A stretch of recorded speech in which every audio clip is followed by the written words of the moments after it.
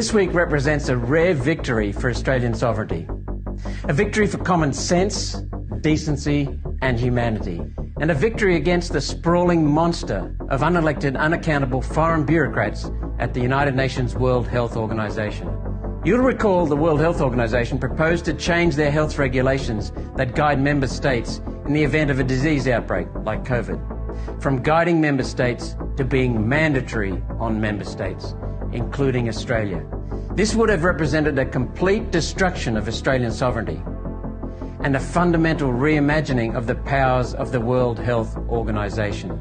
Last December, the Liberal National Morrison-Joyce government voted in favour of these changes, yet many sensible countries voted against, and the proposal was lost.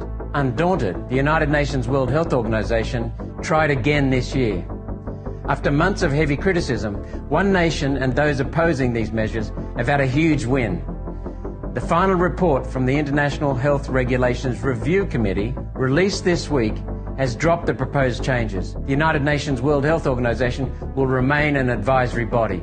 Dystopian demands such as allowing the World Health Organization to make binding health orders overriding state and federal control have been tossed out. This includes the proposed powers that would have allowed the World Health Organization to control systems for proof of vaccination or vaccination status, quarantine procedures, citizen travel and mobility, forced vaccination, lockouts, lockdowns, mandatory detention, and other completely unacceptable infringements on people. Gone is the universal health passport or vaccine passport that was going to control the ability of citizens to travel between countries in a permanent capacity. It was decided that this would raise ethical and discriminatory concerns. A global digital vaccine passport will no longer be developed under the committee's powers, for now. The committee will remain confined to actual public health emergencies, rather than potential health risks undefined.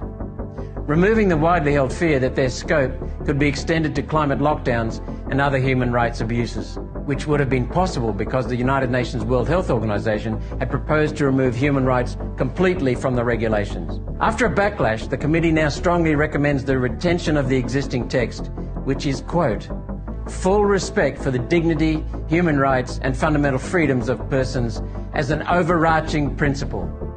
This is a critical backdown. The World Health Organization committee working on these changes has just recommitted to its fundamental human rights pledge in defiance of the proposed amendments. The findings of the committee agreed with the concerns that One Nation raised regarding threats to sovereignty. In their final report, the committee said it was, quote, concerned that the proposals may unduly impinge on the sovereignty of state parties and make recommendations binding instead of voluntary. In the end, the committee validated the fears raised on the international stage and within what's left of the free press. Fears I raised and for which I was called a conspiracy theorist. I was correct. Their decision to throw out this attempt to grab power from sovereign governments is a crucial first step in stopping unelected global bureaucracies from overstepping their purpose. Pauline Hanson first raised the United Nations treasonous work in Parliament in 1996, 27 years ago. In my first Senate speech in 2016, I called for Australia to exit the United Nations, Aus-exit. We've been so strongly outspoken against ceding Australian sovereignty to the unhinged United Nations World Economic Forum alliance that the World Economic Forum recently specifically called us out. We're getting under their skin. This fight is not over. All of the terrifying proposed powers that have been summarily rejected this week are duplicated in the proposed United Nations World Health Organization Pandemic Treaty. The Pandemic Treaty is a second attempt to turn World Health Organization into the World Health Police. The Pandemic Treaty is alive and well, sitting in the system, waiting for our so-called leaders to sign.